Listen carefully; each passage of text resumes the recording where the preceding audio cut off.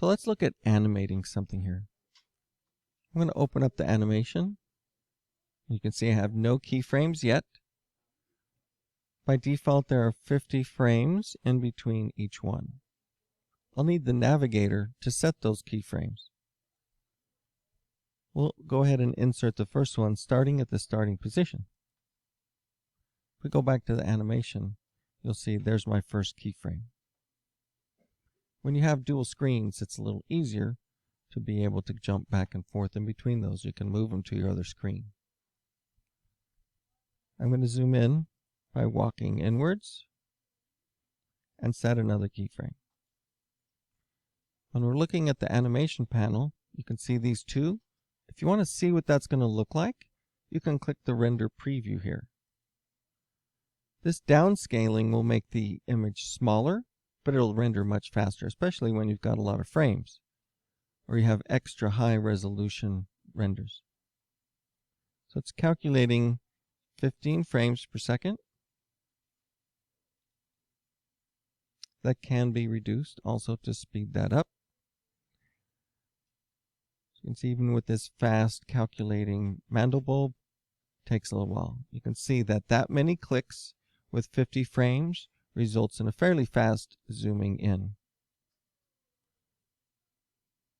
It can be saved as a GIF, but we rarely do that. Not until we have a full animation and maybe you want to save it. But we really want to render these in high resolution. Here's the number of frames. If you want to go back to it, you have to click this little arrow right here. And then I could give it more time if I wanted to. Let's call it 60. Let's call it 120.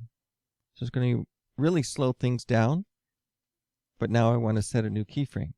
To do that, you need to use this little arrow and go to the next one. Going back to the navigator, I'm going to roll a little bit and look upwards. I normally try and go for an edge. I'm going to set another keyframe, zoom in a little bit, set another keyframe, zoom in a little more, and look down. So now I have several animations here, a total of 320 frames. So I'm going to downscale this a little more. The most you can go is 10, which is fine. We're just trying to see a very small preview, just to see what the smoothness of the animation keyframes is, not the details of it.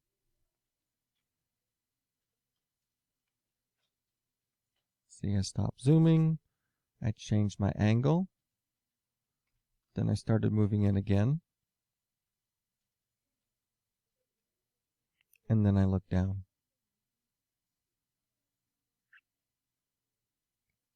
There it is, full speed.